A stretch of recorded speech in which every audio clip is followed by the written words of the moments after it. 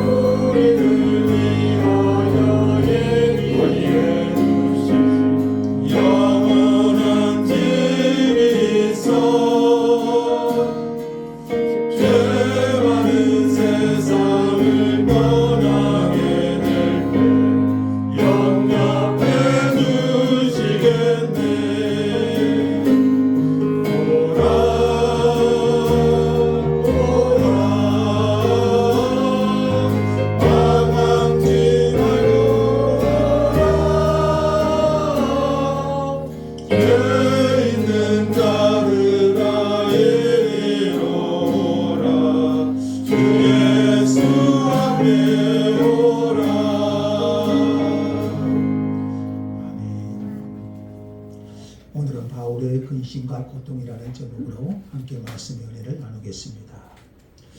오늘 본문에 보시면 이 바울이 동족을 위해 얼마나 고심하고 있는가를 말씀합니다.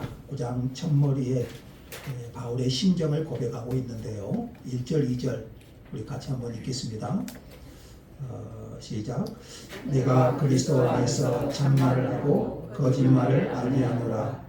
나에게 큰 근심이 있는 것과 마음에 그치지 않는 고통이 있는 것을 내 양심이 성령 안에서 나와 더불어 증언하노니.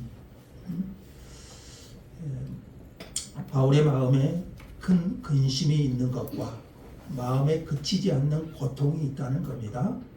이 근심과 고통에 대해서는 성령님께서도 자기 안에 내주하시는 성령님께서도 인정하시는 것임을 고백하고 있고요. 바울이 근심하고 고통스러워하는 것은 그 이유가 무엇입니까? 어떤 개인적인 이유가 아니라 그 동족인 이스라엘의 구원에 관한 문제, 이스라엘의 구원에 관한 문제로 바울은 심히 근심하고 고통했습니다.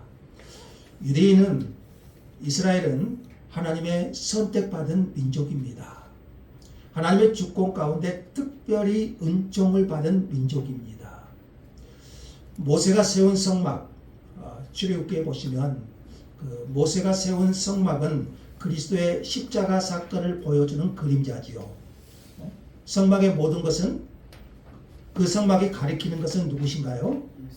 예수 그리스도를 가리키고 있지요. 성전에서 드리는 각종 희생제사, 구약의 희생제사, 짐승의 피를 통해서 하나님께 나아가는 제사제도. 자, 이것은 그리스도 예수의 대속, 속죄의 피 흘리심, 그 대속의 죽음으로 죄를 용서받는 모습이죠. 그러한 귀중한 모형을 만든 이스라엘이 정작 그리스도가 왔을 때는, 복음이 그들에게 왔을 때는 그 복음을 깨닫지 못하고 그 복음을 거절하고 오히려 예수님을 십자가에 못 박아 죽였습니다. 예수님을 믿지도 않고 복음 전하는 것을 방해하고, 사도 바울이 가는 곳마다 가장 많은 핍박을 받는 것이 이방인이 아니라 동족인 유대인들이었지 않습니까? 예수 그리스도의 복음이 죄인된 인간에게 구원을 주는 최고의 복이라는 사실을 바울은 깨달았고요. 그런데 그 동족이 복음을 거부하는 것이 너무나도 고통스러운 거예요. 예수 그리스도를 믿음으로써 하나님의 그리스도, 그 메시아이신 그리스도를 거부하고 그들이 멸망으로 가고 있는 것을 볼 때에 바울의 심령은 고통스럽고 근심하지 않을 수 없었습니다. 우리 그리스도인은 항상 기뻐하고 감사해야 되지만, 사람이 하나님께 받을 수 있는 최고의 복을 동족이 거부하는 것을 볼 때, 내 권력 친척이 이 그리스도의 복음을 거부하는 것을 볼 때 바울은 근심하지 않을 수 없었습니다. 다른 사람의 구원의 문제를 놓고 근심하는 것은 하나님의 보시기에도 합당하지요. 우리가 어떤 한 영혼을 위해서, 또 가족의 구원을 위해서 그 영혼이 구원받기를 근심하며 기도하는 것은 하나님이 보시기에도 합당한 것입니다. 아멘. 바울의 근심은 개인의 유익을 위한 것이 아니라 동족의 구원을 위한 근심이고 고통입니다. 이것은 마치 예수님께서 십자가를 대신 지신 것과 같은 그리스도의 사랑에서 나온 것이라고 할 수가 있지요. 바울이 얼마나 동족의 구원을 원했는가, 이것은요 그의 전도, 사도행전에 보시면 바울이 이게 전도, 그 선교의 모습을 보면 알 수가 있습니다. 바울이 새로운 곳에 가서 전도를 하면 가장 먼저 어디로 갑니까? 유대인 회당, 유대인들이 모여있는 회당에 가서 가장 먼저 유대인들에게 복음을 전합니다. 그런데 유대인들은 그 복음을 거부했고, 오히려 복음을 전하는 바울을 핍박하고 때로는 매도맞고 쫓겨나기도 했습니다. 바울은 스스로를 이방인의 사도라고 자처하면서도 자기 동족에 대한 연민을 버릴 수가 없었습니다. 하나님은 바울을 이방인의 사도로 부르셨지요. 그렇지만 바울의 마음에는 동족인 이스라엘, 자기의 골육 친척, 그들의 구원을 결코 버릴 수가 없었습니다. 한 사람이라도 자기 동족이 구원을 받을 수 있다면, 한 사람이라도 내 골육 친척이 구원을 받을 수 있다면 자신이 저주를 받아 그리스도에게서 끊어질지라도, 내가 저주를 받아서 그리스도에게서 끊어질지라도 좋다고 말할 정도로 그의 소원은 강렬했어요. 3절을 볼까요? 나의 형제 곧 골육의 친척을 위하여 내 자신이 저주를 받아 그리스도에게서 끊어질지라도 원하는 바로라. 뭐가요? 동족의 골육 친척의 구원이. 설사 바울이 이렇게 기도한다고 해서 바울이 그리스도에게서 끊어질 일이 있겠습니까? 그렇지만 바울이 그러한 희생을 통해서라도 내 동족이, 내 골육 친척이, 내 가족이 구원받는 것을 원한다는 것이지요. 바울이 이렇게 안타까워하는 이유는 동족을 사랑했기 때문이기도 하지만 이스라엘이 받은 특권이 너무 컸기 때문입니다. 특권은 여러분 받은 것보다 그 특권을 감당하는 것이 더 중요합니다. 내가 어떤 직분을 받은 것도 중요하지만 그 직분을 감당하는 것이 중요하잖아요. 그러면 이스라엘이 받은 특권이 무엇인가요? 이스라엘이 하나님께로부터 받은 특권이 무엇인가요? 4, 5절 한번 읽을까요? 4절 5절 다 같이. 그들은 이스라엘 사람이라. 그들에게는 양자됨과 영광과 언약들과 율법을 세우신 것과 예배와 약속들이 있고 조상들도 그들의 것이요 육신으로 하면 그리스도가 그들에게서 나셨으니 그는 만물 위에 계셔서 세세의 찬양을 받으실 하나님이시니라. 아멘. 먼저 이스라엘에 받은 특권은 가장 먼저 뭐라고 말해요? 그들은 이스라엘 사람이라. 이스라엘 사람이란 자체를 특권으로 여겼어요. 여러분 이스라엘이 뭡니까? 하나님의 특별한 관심을 받는 민족이라는 뜻이잖아요. 하나님의 택한 백성이라는 뜻이잖아요. 그러니까 이스라엘 사람이라는 자체로 그들은 그것을 특권으로 여겼어요.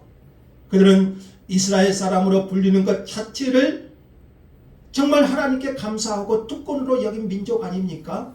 하나님이 특별히 선택된 민족, 하나님의 다스림을 받는 민족. 아멘. 이런 이스라엘 사람들이 받은 특권을 오늘 본문에서는 8가지를 이야기합니다. 그게 뭡니까? 다시 볼까요? 4절 후반부에 또 보시면요 8가지가 나오죠. 첫째는요 양자됨. 양자됨. 하나님께서 이스라엘을 자녀로 삼아 주셨습니다. 노예 백성을 선택해서 하나님의 백성 양자 삼아 주신 것이죠. 출애굽기 4장 22절에 보시면 그래서 이렇게 말해요. 이스라엘은 내 아들 장자라. 이스라엘은 하나님의 아들. 자, 오늘 우리는 지난주 말씀처럼 예수 그리스도 안에서 하나님의 자녀 양자 삼아 주셨지요. 이스라엘 백성들은 하나님께서 그들을 양자로 하나님의 자녀로 삼아 주셨어요. 세상에는 수많은 민족이 있지요. 그 수많은 민족 중에서 하나님은 어느 나라를 택하셨나요? 이스라엘. 이스라엘을 택하셨어요. 그 중에 뽑혀서 하나님의 양자, 하나님의 백성이 된 것. 여러분 이것보다 더 큰 특권이 어디가 있겠어요? 그리고 두 번째는 영광이 있었습니다. 영광. 영광이란 하나님이 친히 찾아오셔서 그들을 만나시고 그들 가운데 임재하신 것을 말해요. 그래서 이제 출애굽기에 보면은 그랬죠. 하나님의 영광이 성막을 만들 때요. 하나님의 영광이 그들 위에 구름같이 임하였다. 그러니까 이스라엘 백성들은 하나님의 영광을 친히 경험한 백성이에요. 하나님의 임재하심. 여러분 하나님이 어떤 분이세요? 하나님은 창조주시잖아요. 이 세상을 만드신 분이시잖아요. 그 하나님께서 이스라엘 백성에게 임하셔서 영광 중에 그들과 교제하시고 하나님의 영광이 친히 이스라엘과 함께 하신 것이죠. 세계 어떤 민족도 이스라엘 백성처럼 하나님의 영광을 직접 목격하고 누리지는 못했어요. 그리고 세 번째는 또 뭐가 있습니까? 언약들, 언약이 있었어요. 이스라엘은 하나님과 언약을 맺은 백성이에요. 언약이 뭡니까? 약속과 같잖아요. 하나님은 언약의 하나님. 그리고 그 맺으신 언약을 성취하시는 하나님. 창세기에 보면은 아브라함과 언약을 맺으셨고 또 출애굽기에는 모세와 언약을 맺으셨고 또 사무엘서에 보면은 다윗과 언약을 맺으셨고 또 에레미야하고는 새 언약을 맺으셨죠. 이러한 모든 언약은 이스라엘을 위해 구원을 베푸시는 내용들이에요. 그리고 하나님께서는 그 언약하신 대로 끝내는 예수 그리스도를 보내셨어요. 그리고 네 번째는 율법이 있었어요. 다른 민족이 법 없이 아무렇게나 살아갈 때에 그들은요, 하나님께서 특별히 하나님의 율법을 주셔서 하나님의 뜻이 무엇인지 알게 하셨고 하나님의 뜻대로 살도록 도우셨습니다. 그들은 율법을 가진 것을 큰 자랑으로 여겼습니다. 그리고 율법을 알지 못하는 이방인들은 게이티지 취급하죠. 하찮은 민족. 그래서 그들은 율법을 가진 것 자체로 특권으로 여겼어요. 그리고 다섯 번째는 예배가 있었죠. 성막과 성전을 주시고 하나님을 만나는 예배를 갖게 했습니다. 하나님 없는 민족들은 어쨌어요? 우리의 참 경배의 대상은 하나님이시잖아요. 그래서 이스라엘 백성들은 참 하나님, 그 하나님을 만나는 유일한 신이신 그 하나님을 만나는 예배를 갖게 했어요. 근데 그 하나님이 없는 민족들은 우리나라만 봐도 어째요? 고목나무에 절하고 바위에 절하고요. 헛된 우상을 숭배했어요. 거기에 비해 이스라엘 민족은 참 하나님을 예배할 수 있는 특권, 그것을 받았잖아요. 그리고 여섯 번째는 약속입니다. 약속은 언약에 덧붙여 오실 예수 그리스도에 관한 약속들입니다. 모세의 율법과 선지자의 글과 시편 내용은, 여러분 구약의 핵심 내용은, 핵심 약속은 무엇입니까? 오실 그리스도. 그 약속이잖아요. 오실 그리스도. 그러니까 이스라엘은 성경을 통해서 그리스도의 탄생, 그리스도의 고난, 그리스도의 죽으심, 그리고 부활, 승천까지 이 모든 약속을 다 받았어요. 그래서 구약 성경을 보면은 그리스도께서 탄생하실 것, 또 그리스도께서 고난 받으실 것, 그리스도께서 죽으시고 부활하실 것까지 다 약속이 되어 있지요. 그 약속을 오직 이스라엘에게만 하나님은 주셨어요. 그리고 일곱 번째는 훌륭한 조상들, 믿음의 조상들, 우리 아브라함, 이삭, 야곱, 요셉, 그리고 다윗과 같은 그들에게는 이런 훌륭한 조상들이 있어요. 저희가 생각하면서 우리나라 참 훌륭한 조상들이 누가 있을까? 이거 한번 좀 생각해 보기도 해요. 그러나 그들에게는 이런 믿음의 조상들, 그리고 그 조상들을 통해 형성된 자랑스러운 역사와 전통이 있지 않아요. 그리고 마지막으로 그리스도가 그들에게서 나셨어요. 그리스도는 육신의 혈통으로는 아브라함과 다윗의 혈통에서 나셨죠. 그러니까 예수님은 어느 민족을 통해서 오셨나요? 이스라엘, 유대인. 이스라엘 민족을 통해서 그리스도가 이 땅에 오셨잖아요. 그리스도가 아니었다면 여러분 우리가 어떻게 이스라엘을 기억이나 하겠어요? 뭐 이스라엘 작은 땅, 뭐 강원도 크기만 하다고 그러잖아요. 뭐 그리스도가 이스라엘에서 오시지 않았다면 우리가 이스라엘을 뭐 기억조차 못할 거예요. 그러나 그리스도가 이스라엘 사람으로 오셨기 때문에 여러분 이스라엘 가보고 싶지요? 한번 가보고 싶은 곳이잖아요. 그리스도가 이 이스라엘 민족으로 유대인으로 이 땅에 오셨기 때문에. 자, 이러한 특권들은 얼마나 귀합니까? 얼마나 귀중하고 중요한 것들입니까? 그럼에도 불구하고 그들이 구원을 받지 못하고 있으니 그 많은 율법, 언약, 약속들, 그리고 구약 성경도 가지고 있고요. 그 모든 것들이 성경에 다 약속된 대로 그리스도가 이 땅에 오셨는데, 그런데 그 복음을 깨닫지 못하고 있고 그 복음을 영접하지 못하고 있는데 바울이 답답하기 그지가 없지. 그래서 그 마음의 근심과 고통이 그치지가 않아요. 그들이 받은 특권만큼 그들이 메시아를 거부하고 있는 그 모습이 바울은 심히 고통스러웠던 거예요. 바울이 얼마나 동족의 구원을 원했는지 아세요? 로마서에는 항상 이렇게 말하죠. 어떤 것을 설명할 때 먼저는 유대인에게요. 그리고 헬라인에게로. 헬라인은 이방인이잖아요. 항상 이스라엘이 먼저요. 그 다음이 이방인이라는 것이에요. 이스라엘은 어느 민족보다도 예수 그리스도를 먼저 믿을 수 있는 특권을 가진 백성입니다. 그럼에도 불구하고 그들은 복음을 거부했어요. 그럼에도 불구하고 그들은 하나님의 아들 예수님을 십자가에 못 박아 죽였어요. 복음의 증인이 되어야 될 그들이 오히려 복음의 원수가 되었어요. 그러니 바울이 얼마나 그 마음이 고통스럽고 근심하지 않을 수 있었겠습니까?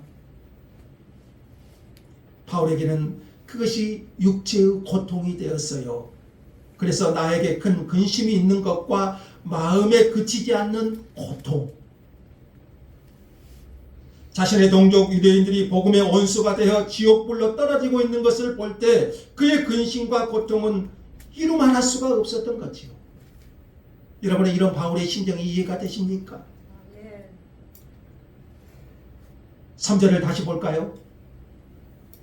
3절 읽겠습니다. 시작. 나의 형제 곧 골육의 친척을 위하여 내 자신이 저주를 받아 그리스도에게서 끊어질지라도 원하는 바로다. 저주를 받는다는 것은 지옥 형벌을 받는다는 것이죠. 바울의 마음은 바로 이거예요. 자신이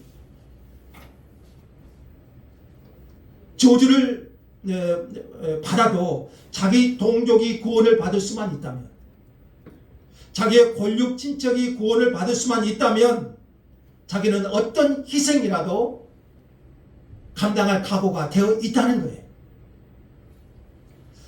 이 기도를 보시면 여러분 모세의 기도가 생각나지 않습니까?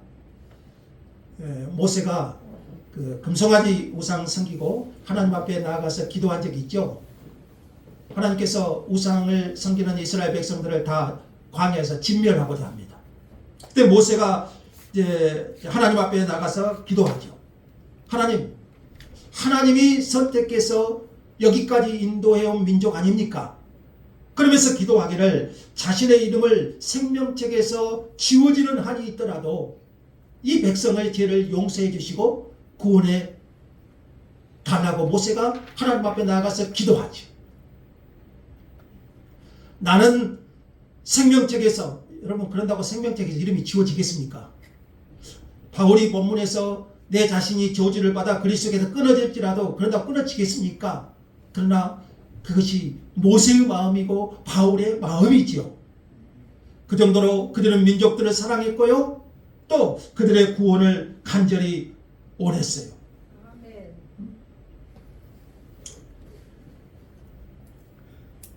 우리는 이렇게 모세와 같이, 또 오늘 본문의 바울과 같이 오늘 우리의 심령에도 이러한 마음, 이러한 심정을 덧입혀 주시기를 원합니다. 느헤미야가 고국의 성경과 성벽이 무너진 것을 보고 금식하며 기도하지. 하나님께서 그 기도를 받으시고 예루살렘을 다시 회복하는데 귀하게 사용해 주셨어요. 예레미야도 그런 기도를 하죠. 동족을 위해서 조국의 앞날을 바라볼 때 너무 슬퍼서 눈물을 많이 흘리면서 기도하지. 그래서 예레미야의 별명이 있잖아요. 눈물의 선지자. 그렇게 눈물로 기도해요. 이 백성을 위해서, 이 민족 이스라엘을 위해서 하나님께서 구원해 달라고. 이 모습을 보면 또 예수님의 모습이 생각나죠. 예수님이 예루살렘을 보시면서 눈물을 흘리신 적이 있죠. 예루살렘아 예루살렘아 하시면서 그 민족이, 그들이 하나님의 복음을 거부하고 멸망의 길로 가는 것을 볼 때 주님은 안타까워 통곡하시면서 눈물을 흘리셨어요.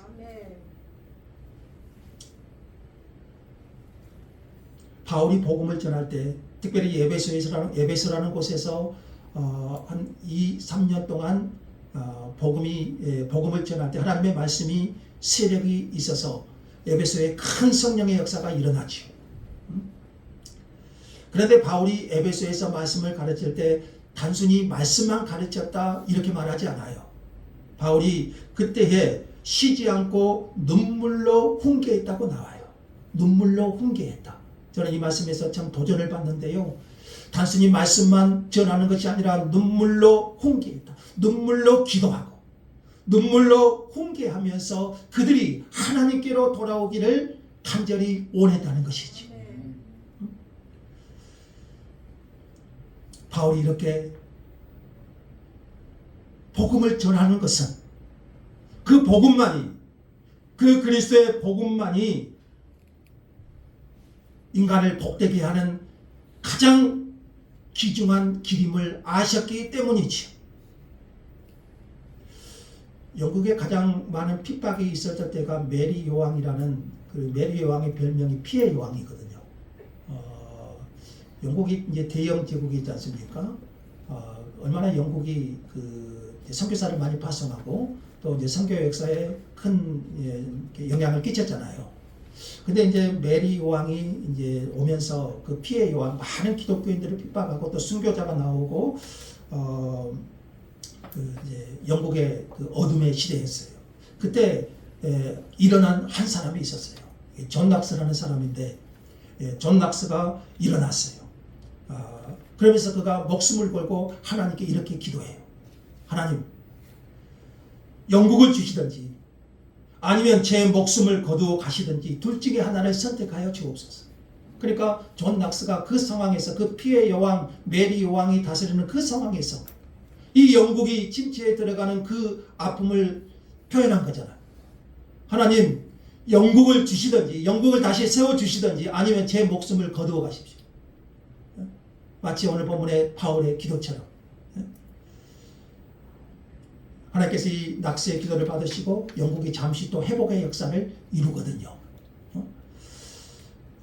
오늘 우리가 하는 기도 제목은 분명하지 않습니까? 하나님이 우리를 먼저 부르시고 예수 그리스도 안에 세우신 것은 오늘 우리를 통해서 다시 한번 복음이 오늘 우리의 가족들에게, 우리의 자녀들에게, 우리의 부모들에게, 우리의 이웃들에게 증거되기를 원하지 않겠습니까? 아멘. 더 나아가서 우리 민족이 구원을 받고 함께 하나님을 찬송하고 세계에 복음을 전하는 그런 나라가 되는 것 아닙니까? 우리의 가족이 모두 구원을 받아 하나님을 찬송하고 예배하는 것 아닙니까? 아멘.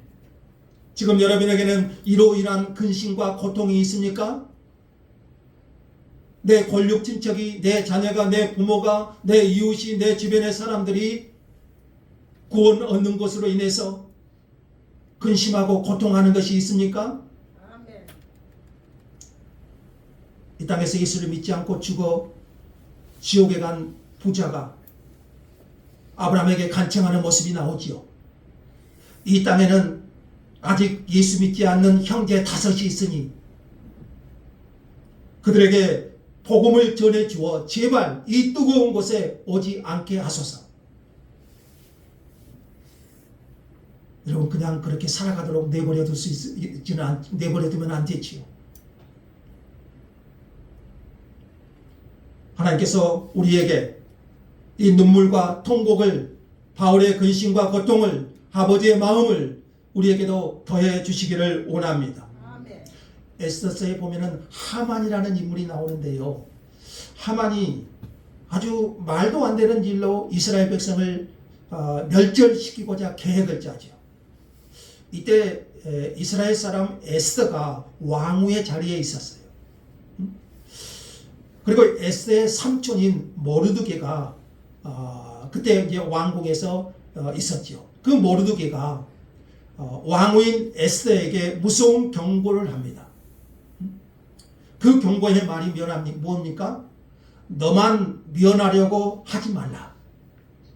그러니까 에스더는 왕후지요. 그러니까 뭐 죽을 일은 없겠죠. 그러나 이 하만의 계략으로 이스라엘 백성들이 멸절당하게 생겼어요. 그래서 모르드게가 에스더에게 경고를 하죠. 너만 면하려고 하지 말라. 이 민족이 다 죽을 때 너만 무사하리라고 생각하지는 말라는 것이지. 이것은 너만 구원받겠다고 생각하지 말아라 이거 아닙니까? 그 심정으로 하나님 앞에 이제 서는 것이죠. 그래서 에스더가 이 말을 듣고 결단을 하죠. 죽으면 죽으리이다. 죽으면 죽으리이다. 그 심정으로 백성을 구하지 않습니까? 나만 면하리라는 마음에는 결코 구원의 사역이 이루어질 수가 없죠. 그래서 우리는 정말 바울이 눈물로 훈계했던 것처럼 우리가 눈물로 정말 부모가 기도해야 돼요. 또 더 나아가서 권력 친척을 위해서 기도해야 되고 또 한 영혼의 구원을 위해서 우리가 그런 눈물이 있어야 되지 않을까요? 아멘. 오늘 우리 그리스도인의 고통이 뭐 해야 될까요? 물론 우리가 몸이 아프고 몸이 병들고 경제적인 문제가 있고 극심한 스트레스를 받고 때로는 믿었던 사람으로서 배신을 당하면 그것처럼 고통스러운 것은 없어요. 하지만 우리 그리스도인의 근심과 고통은 좀 더 차원이 높지 않습니까? 바울처럼 그리스도에게서 끊어질지라도 끊어질 리 없겠지만 내 동족이 구원을 받을 수 있다면 기꺼이 희생하겠다는 그런 심정. 아멘. 이것이 우리 그리스도인의 그치지 않는 근심과 고통이어야 되지 않겠습니까? 바울은 예수를 믿음으로 말미암는 복이 얼마나 큰가를 알았지요. 자, 우리가 그런 근심과 고통이 있다는 것은요, 예수를 믿는 것이 얼마나 큰 특권이고 복인가를 알죠. 알아야죠. 아멘. 바울은 그것을 알았기 때문에 예수 믿지 않는 동족들로 인해서 근심과 고통이 있었잖아요. 여러분, 나도 예수 믿기 힘든가요? 자, 그런 마음으로는 결코 우리 한 영혼을 위해서 기도할 수도 없지. 그리스도를 믿음으로 말미암아 우리에게 주어지는 복이 얼마나 큰가를 안다면 우리는 기도해야 되고 우리는 눈물로 훈계해야 되고 아멘. 또한 우리의 가족들을 위해서 기도해야 됩니다. 아멘. 예수는 믿어도 되고 믿지 않아도 되는 선택사항인가요? 하나님과 예수 그리스도를 아는 것이 영생이라고 했죠. 사람이 구원을 얻는 것은 예수를 믿음으로 예수의 이름을 부름으로 구원을 얻습니다. 자, 우리 로마서 10장 한번 가보겠습니다. 로마서 10장 13절 14절 한번 읽겠습니다. 10장 13, 14절 다 같이 누구든지 주의 이름을 부르는 자는 구원을 받으리라. 그런즉 그들이 믿지 아니하는 일을 어찌 부르리요? 듣지도 못한 일을 어찌 믿으리요? 전파하는 자가 없이 어찌 들으리요? 자, 우리가 어떻게 구원을 받죠? 누구든지 주의 이름을 부르는 자는, 마음으로 예수를 영접하고 주의 이름을 부르는 자는 뭘 얻습니까? 구원을 얻습니다. 자, 그러면 구원을 얻기 위해서는 어떻게 해야 될까요? 14절. 먼저 뒤쪽부터 보면요, 전파하는 자가 있어야 들을 수 있고 또 들어야 믿을 수 있고. 그럼 믿음은 어디서 나와요? 들음에서 나와요. 들어야 믿을 수 있고 믿어야 부를 수 있고 불러야 이렇게 이제 구원을 얻을 수 있는 것이잖아요. 아무리 좋은 옥토라도 씨를 뿌리는 자가 없으면 소용이 없죠. 여러분, 우리 석담에 이런 석담 있죠. 부뚜막에 소금도 넣어야 짜다. 아멘. 누군가 전해 주어서 듣게 해주는 사람이 있어야죠. 근데 우리가 이렇게 사실 듣게 한다고 해서 믿나요? 우리의 가족들이, 우리의 영혼들이, 우리의 이웃들이, 또 우리가 전도하는 사람들이 이렇게 듣게 한다고 해서 그들이 믿나요? 잘 안 믿죠. 그러니까 힘들잖아요. 그런데 에스겔 2장 7절에 보시면은 아주 중요한 말씀이 있어요. 지금 이거 한번 읽어보겠습니다. 에스겔 2장 7절이에요. 그들이 듣든지 아니 듣든지 너는 내 말로 고할지어다. 아멘. 듣든지 아니 듣든지 너는 내 말로 고할지어다. 에스겔 2장 7절이에요. 그러니까 우리는 듣든지 아니 듣든지 복음을 전해야 한다는 거죠. 전하는 것은 내 책임. 듣게 하는 것도 내 책임이잖아요. 그럼 믿게 하는 것은 사실은 내 영역은 아니죠. 그래서 하나님의 영역이잖아요. 그러니까 그들이 듣고 안 듣고는 그 다음 문제지요. 그리고 에스겔 3장 18절에 보시면 더 무서운 말씀이 하나 더 나와요. 에스겔 3장 18절에 보시면은 그 사람이 믿을 수 있는 사람인데 우리가 전하지 않아서 구원받지 못하고 죄악 속에서 죽게 된다면, 우리가 가끔 가다 보면은 우리 마음에 이런 소원이, 저 사람에게 꼭 복음을 전하고 싶다, 그런 생각이 들죠.